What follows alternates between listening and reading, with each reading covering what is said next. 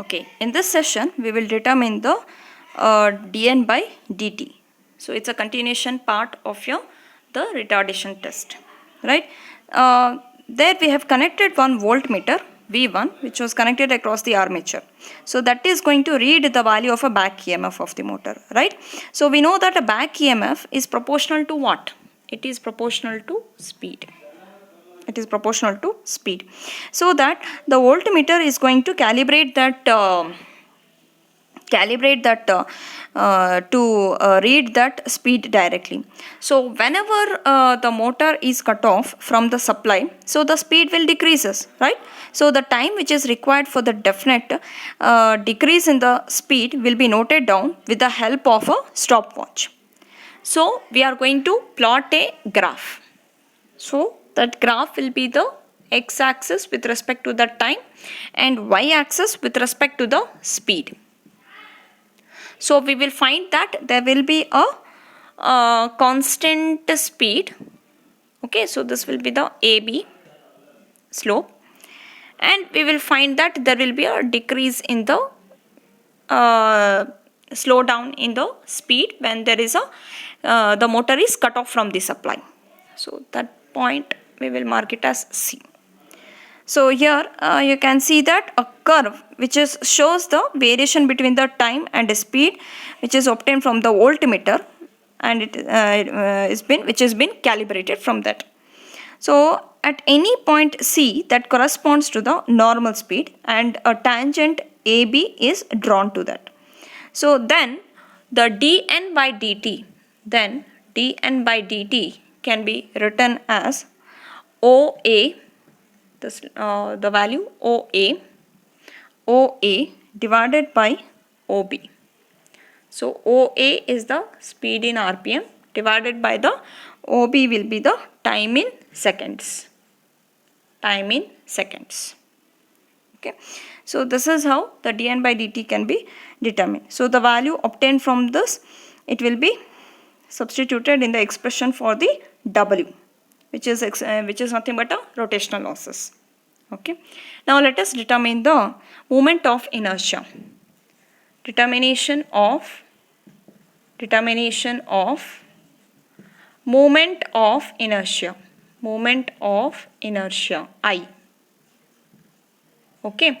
So here we will be having a two method. Okay. One is by using flywheel, and the another one is without flywheel. Okay. So first method will be based on the using flywheel.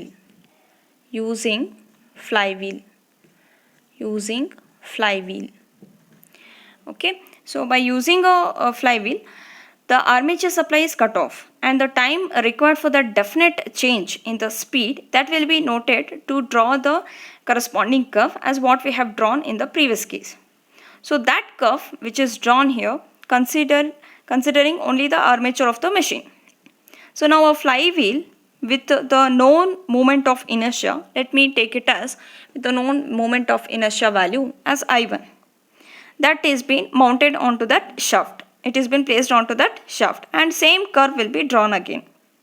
So the slowing down time will be extended further as it is combined, the moment of inertia of the two is being increased. So for any given speed, let me take the dN by dt1, okay, and dN by dt2. These are the changes of the time which takes place, which will be determined as in the previous case. So it can be seen that the losses in both the cases are almost same as an addition of the flywheel, which will not make much difference to this losses. So let me take in the first case where the flywheel is not there. Suppose if the flywheel is not there, okay, what was the the first case when there is no flywheel is there. So what was the rotational loss which we got? W is equal to 2 pi divided by 60 whole square into IN into dN by dt. 1. dt1. Let me take it as dt1. Now you are going to add the flywheel. when you're adding the flywheel to the motor armature in the second case. So in the second case, when I'm including the flywheel, okay, when you include that flywheel to the motor, so what equation you're going to get it? So we will get the equation, the change here is W is equal to 2 pi divided by 60 whole square, okay, into the current. Okay, so the current may it will get increased, so I plus I1, okay, into N into dN divided by dt2, right? So now what you have to do is we have to we have to equate these two equations. Let us equate these two equations. So when you equate these two equations, so what is the common parameter? These two common parameters, it will get cancelled. So only these two terms will get equated. So it will become I into N dN divided by dt1 is equal to I plus I1 into N into dN divided by dt2. So here also I IN is there, right? Okay, fine. So here when you simplify further, what you will get? So when you simplify this further, you will get I plus I1 divided by I. Okay, I can write like that, I plus I1 divided by I. This will come denominator, okay, which is equal to dN divided by dt dt1, okay, this I am going to send it here, okay. So this will come to the you are going to take up denominator like this, okay. So n will get cancels, n it will get cancelled.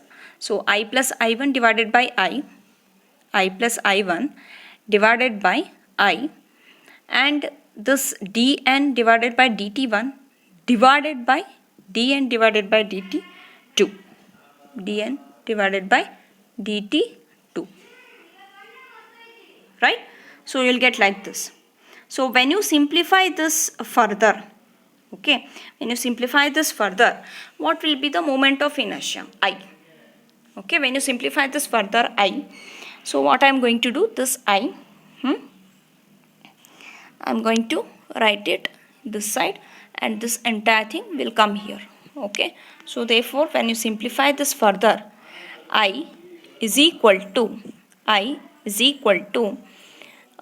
this I is equal to I plus I1 multiply with the dN divided by dt2. This is getting multiplied here, whole divided by dN divided by dt1, okay. So further when you do this simplification, what you will get? See what you will get here. You will get that I plus I1, or you can take it as I into this this term, what is there here, dN by dt, right? Okay. So here further when you do this simplification, you will get I is equal to I into dN divided by dt2 whole divided by dN divided by dt1 plus I1 into dN divided by dt2 whole divided by dN divided by dt1. This is as it is, okay. Now further what you will get here as I1, the dN will be common parameter, okay.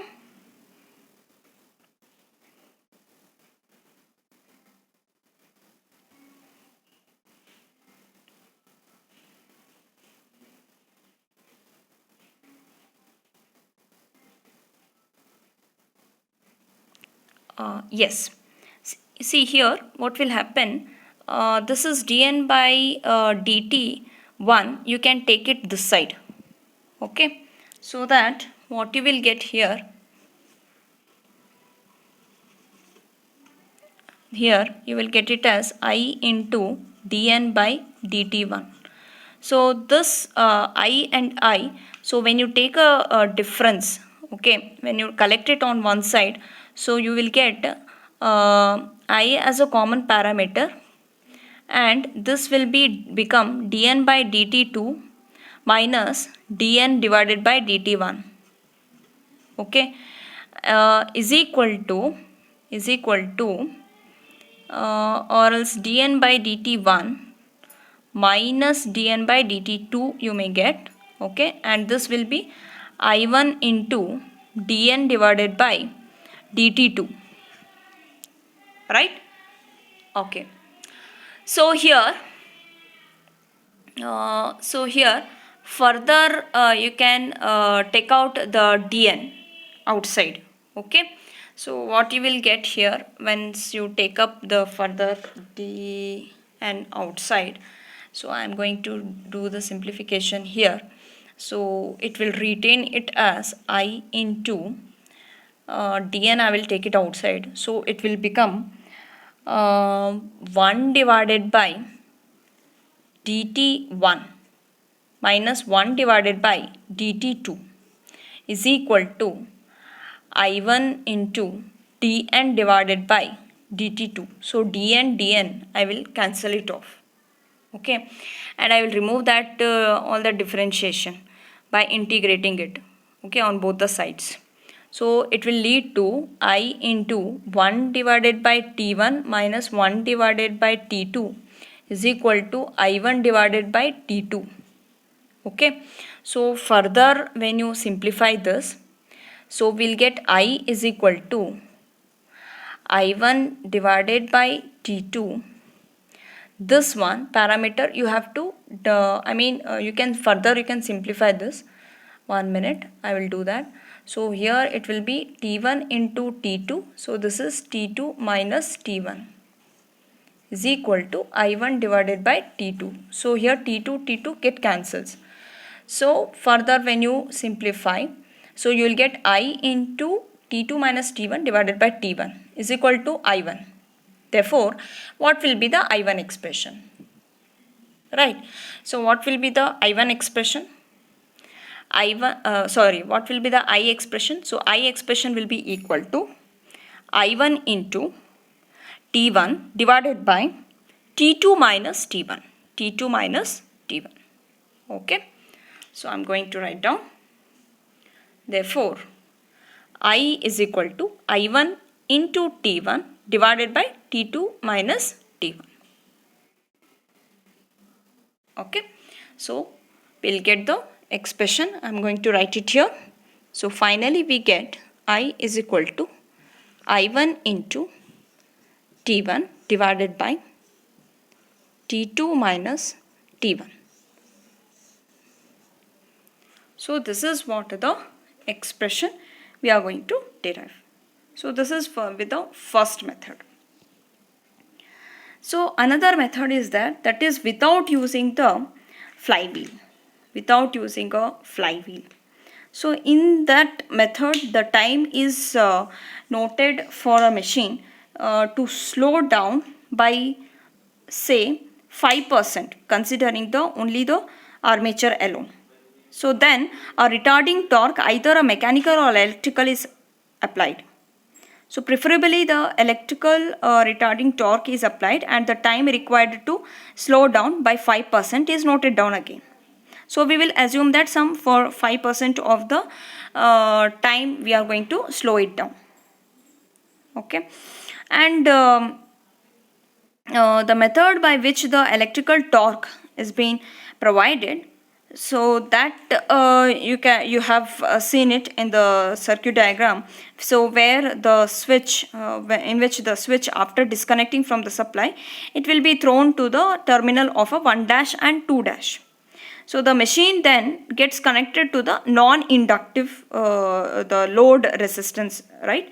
So it will get connected to the load resistance. You have seen that RL which we connected to the on the other side, right? So the power which will be drawn by that resistance will be acting like a retarding torque. The power which is drawn by that resistance will act as a retarding torque on the armature, which is going to slow more quickly, okay, which will make it to slow more quickly.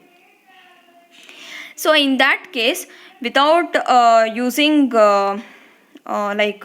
without using a flywheel, so in that case also we can calculate, we are able to calculate the what will be the rotational loss, what will be the rotational loss. Okay, in that case we are assuming in that case, as I told, we are including that resistance RL, right? So that is like an additional resistance which will be included, which is going to provide you the retarding torque.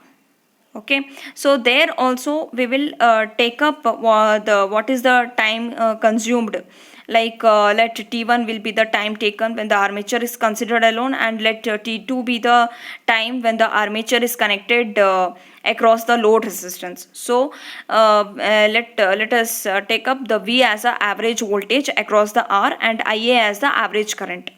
Okay, and W dash will be the additional retarding torque which will be supplied by the motor.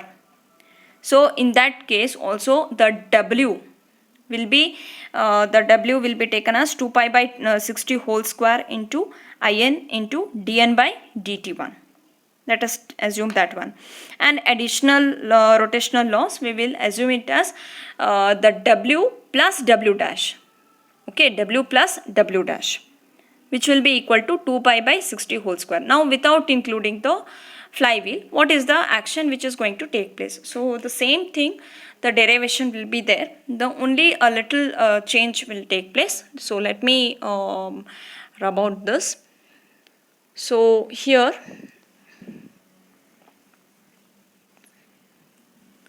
we will see that some change without using a flywheel. So what will be the value of the rotational loss? Okay, so this is what the thing already we know, right, when the only armature is included.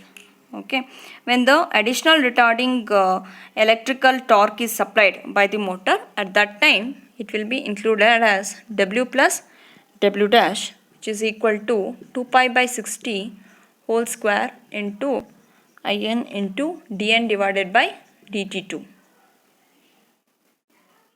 So if the dN is nothing but it is a change in the speed, okay, in the which will be considered as a same in the two cases, then again we have to take a ratio of these two. So it will become W plus W dash divided by W. W plus W dash divided by W is equal to, this 2 will get cancelled, here also these 2 will get cancelled, so I will take it as dN by dt2 divided by dt1 dt2 divided by dN divided by dt1. So that ratio will be taken. Okay, so here also I am going to take that dN will get cancels, so it will be 1 divided by dt2 and 1 divided by dt1, 1 divided by dt2 divided by 1 divided by dt1. So when you integrate on both the sides, so it will become 1 divided by t2 whole divided by 1 divided by t1. This is nothing but again t1 divided by t2, right? So therefore from this, the what will be the new value of that rotational loss, what you will get from here?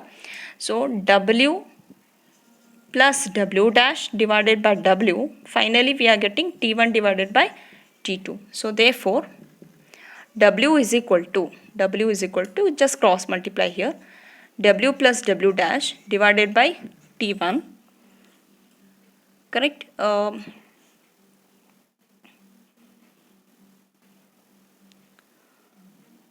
1 minute. So this will be like I can write it in another way. 1 minute. Yeah, cross multiply these two.